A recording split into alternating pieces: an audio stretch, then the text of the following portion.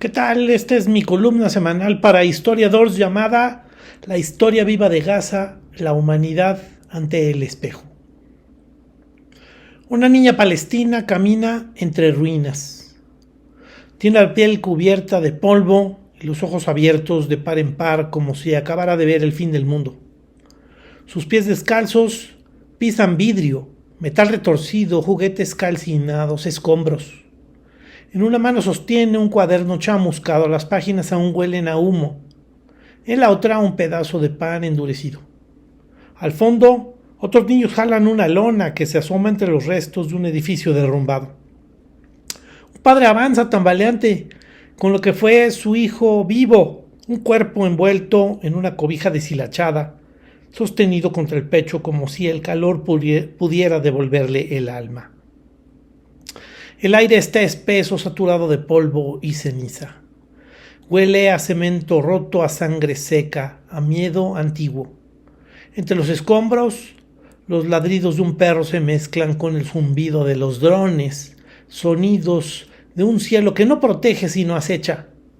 El viento arrastra papeles, zapatos, fragmentos de ropa, trozos de vida dispersos. Y sin embargo, el silencio persiste, un silencio que no es ausencia de ruido, sino el murmullo de los que ya no están, el eco de un llanto que se quedó sin voz. La niña busca a su madre, pero ya no hay calles, ni casas, ni nombres, solo polvo, fuego, soledad. Y en este instante, mientras un dron la observa y los satélites registran con precisión quirúrgica el horror, la historia nos mira. Nos pregunta qué hicimos con las promesas de la civilización, con los derechos humanos, con la palabra humanidad. Nos interroga sin gritar en qué momento perdimos la brújula moral que debía guiarnos. ¿Cuándo dejamos de sentir dolor por el dolor ajeno? En casa se está escribiendo una página infame de la historia contemporánea. No es una guerra ni un conflicto entre iguales, es un genocidio transmitido en vivo, un acto de colonialismo moderno, ejecutado con precisión tecnológica y legitimado por los mismos discursos que desde hace siglos justifican el saqueo y el despojo.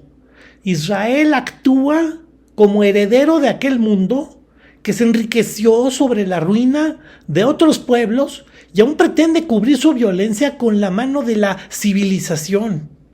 Es la misma retórica que en el siglo XVI usó Ginés de Sepúlveda al afirmar que los conquistadores civilizaban a los bárbaros, mientras Fray Bartolomé de las Casas denunciaba los abusos y crímenes de esa impostura moral. Hoy, como entonces, el poder necesita de la hipocresía para cometer atrocidades. Proclama justicia mientras perpetra exterminio.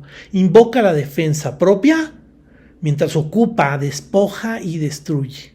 Lo que ocurre en Gaza no es defensa, es la negación misma del humanismo. Los periódicos lo han dicho con una crudeza que apenas alcanza la magnitud del horror. Más de 67,000 palestinos asesinados, cientos de miles de heridos, niños sepultados bajo los escombros, familias enteras borradas del mapa. Se han cometido actos de lesa humanidad, hospitales arrasados, periodistas masacrados, convoyes de ayuda humanitaria detenidos, civiles perseguidos como si fueran objetivos militares. Han sido amenazados, expulsados, forzados a huir hacia zonas de confinamiento, solo para ser bombardeados en sus rutas de escape, mientras el hambre, la sed y la desesperanza se convierten en armas de guerra.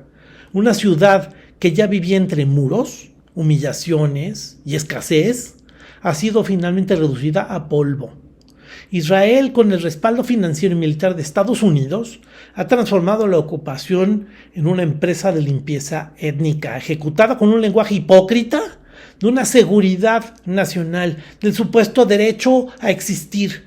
Es el mismo argumento con el poder moderno, que el poder moderno ha maquillado sus atrocidades desde hace siglos, las cruzadas que invocaban a Dios para saquear, los imperios europeos que civilizaban a los pueblos que destruían, y hoy las democracias que bombardean en nombre de la paz. En todos los tiempos, el verdugo ha buscado presentarse como víctima y el conquistador como civilizador. Esa es la más antigua de las mentiras, la que convierte el crimen en deber moral y el exterminio en política de Estado.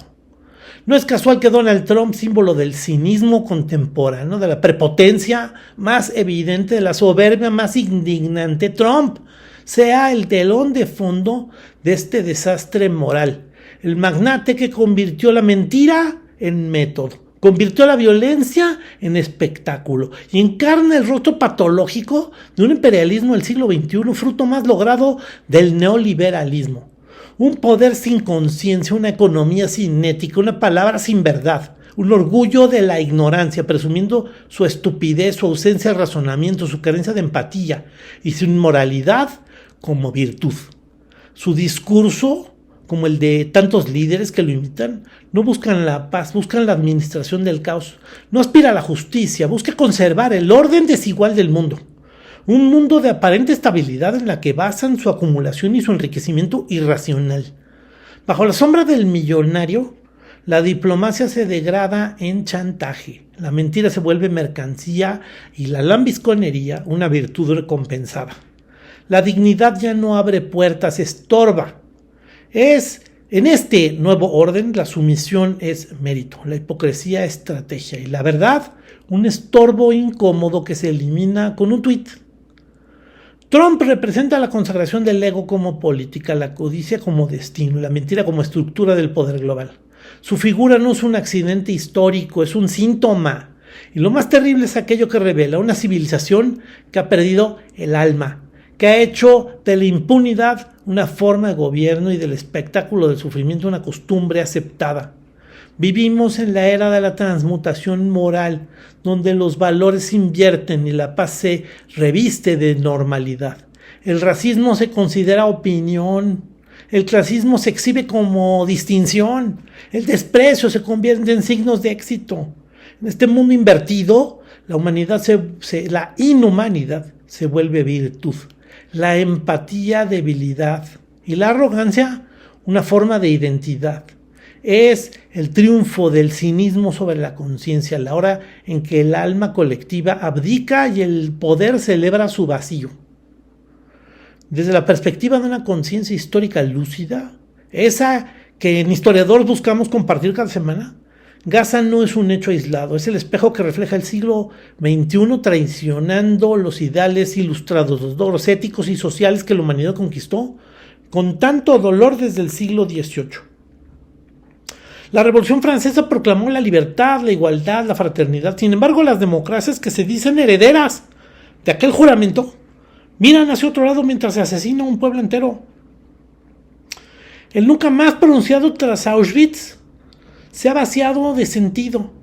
La humanidad observa la matanza desde las pantallas, anestesiada por los mensajes de los medios que, lejos de informar, reproducen los intereses de las oligarquías.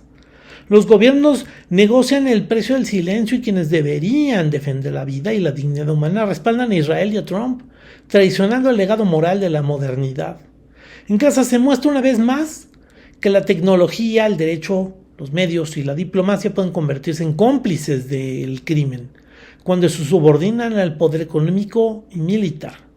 Y ante la evidencia de las atrocidades todavía hay quienes repiten con un eco aprendido de los noticieros que también hay que perseguir el terrorismo, como si esa frase bastara para justificar esta barbarie. Esa es la mayor victoria del poder, la normalización de la mentira. Y sin embargo, a pesar de la arrogancia de los poderosos, del servilismo de quienes los aplauden y de la manipulación que pretende borrar la compasión del mundo, la historia no está muerta, sigue viva, como una energía moral que resiste entre las ruinas. En cada mural pintado por manos anónimas, en cada bandera palestina que se alza en las calles, en cada voz que se niega a callar, palpita la otra historia. La historia viva, la de los pueblos que no renuncian a existir. Greta Thunberg, la joven activista sueca, participó en la misión humanitaria Global Submarine Flotilla de la Libertad con rumbo a Gaza para romper el bloqueo naval y llevar apoyo humanitario. El 1 de octubre de 2025, el bote miembro del Sumud Ondiva Greta fue interceptado por la Marina israelí en aguas internacionales, abordado y desviado a puertos de Israel, donde sus 12 ocupantes, entre ellos Thunberg, fueron detenidos. Activistas liberados denunciaron tratos degradantes durante el cautiverio, condiciones insalubres, privación de agua y sueño, humillaciones verbales y físicas. Algunos reportaron que se les pidió posar con banderas israelíes como forma de intimidación simbólica. Thunberg misma ha afirmado haber sufrido tortura psicológica durante su detención. Tras ser deportada y llegar a Atenas, ella declaró con claridad: la noticia no es el maltrato a los activistas, sino Gaza. En esa frase se condensa el deber histórico de nuestro tiempo: no distraer la mirada, no dejar que la indignación quede atrapada en lo anecdótico. El mural que representa a un niño palestino pintando su bandera no es una escena dulce, sino una advertencia moral. Ese niño, sin conocer aún mapas ni tratados, comprende mejor que muchos poderosos algo esencial: la vida no se negocia y la historia se escribe con resistencia. La verdadera labor del historiador y de cualquier ser humano que aspira a la decencia es defender la historia como conciencia y como acción. La historia no es un archivo de fechas, sino una brújula ética, una memoria que orienta a los pueblos para no repetir la infamia. Si la humanidad vuelve a permitir que un genocidio se justifique, no solo habrá traicionado a Palestina, habrá traicionado toda la herencia moral de la civilización, desde los filósofos que soñaron con la razón hasta los pueblos que derramaron su sangre por la justicia. ¿Qué ser humano decente puede justificar una bomba sobre un hospital? ¿Qué conciencia puede aceptar que niños sean mutilados por el fuego del ejército israelí? ¿Qué corazón puede permanecer indiferente ante periodistas asesinados por mostrar la verdad del exterminio palestino? ¿Quién en su sano juicio puede mirar las caravanas de familias obligadas a huir de sus hogares, bombardeadas en su camino hacia ninguna parte, y seguir hablando de legítima defensa? No hay argumento, ni credo, ni bandera que redima semejante horror. Callar ante esto es renunciar a la humanidad. Justificarlo es traicionar la historia, porque la historia no se repite por azar, se repite porque el poder impone su olvido, porque las élites necesitan borrar el dolor para perpetuar la impunidad. Pero la memoria es herramienta de los justos, esa forma de dignidad puede romper el círculo de la barbarie. Recordar no es un gesto del pasado, es un acto de resistencia presente, una forma de decir no al olvido, no a la normalización del horror, no a la mentira que disfraza de orden lo que en verdad es crimen. Mientras exista quien estudie, quien escriba, quien narre, quien enseñe con la verdad como bandera, la historia seguirá viva. Y mientras haya quien recuerde, aunque sea en soledad, el nombre de los inocentes, el poder jamás podrá dormir en paz. Cada generación recibe una tarea ética. La nuestra consiste en rescatar la historia de las manos del poder y devolverla a los pueblos, a los niños, a quienes aún creen que el mundo puede ser distinto. Porque la historia no pertenece a los vencedores ni a los archivos, pertenece a los que sufren, a los que resisten, a los que se niegan a olvidar. También es necesario denunciar la falsa neutralidad, esa postura salomónica que pretende repartir equitativamente la culpa entre víctima y verdugo. Esa aparente prudencia, tan celebrada por los discursos diplomáticos, es en realidad una forma elegante de una indiferencia. No se puede equiparar al pueblo que sufre un asedio con un Estado que lo ejecuta. Decir que ambos tienen derecho a vivir en paz suena justo, pero oculta la asimetría brutal del conflicto. Quien agrede con poder desmedido, quien bombardea hospitales, escuelas y refugios, quien convierte el hambre y el desplazamiento en armas de guerra, es Israel. No se trata de elegir mandos, se trata de defender la verdad de los hechos y de nombrar la injusticia por su nombre. La equidistancia en tiempos de barbarie no es neutralidad, es complicidad. Pero tampoco basta con denunciar, hay que comprender. No basta con comprender, hay que actuar. La conciencia histórica no es contemplación, es responsabilidad, fuego y deber. Gaza nos recuerda que la historia no está terminada. Sigue latiendo bajo los escombros, en la palabra justicia, en la esperanza de quienes resisten, en la voz de quienes se niegan a normalizar el horror. Cada acto de memoria es un acto de vida y cada gesto de solidaridad una victoria contra la barbarie. La historia está viva y mientras haya alguien que pinte una bandera en un muro de ruido, que nombra a los desaparecidos, que escriba para impedir el olvido, seguirá habiendo humanidad. Esto es Historiadores, aprendamos de la historia.